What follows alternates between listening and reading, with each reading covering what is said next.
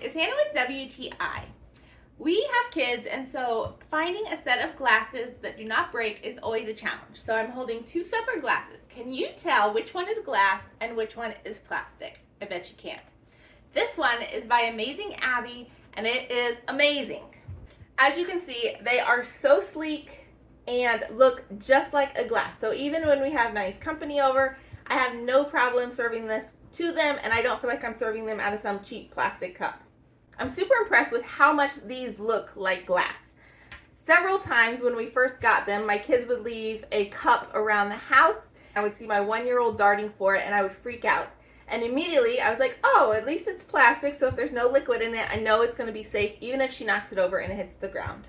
Dishwasher safe, which is super important in our house. They all look beautiful, especially with summer, with a nice glass of ice cold lemonade on your porch with some friends. These are just so nice to have. They won't break. So if you're looking for a nice set of glasses, especially if you have a family or you're outdoors a lot, this set by Amazing Abby is a perfect choice. I love them.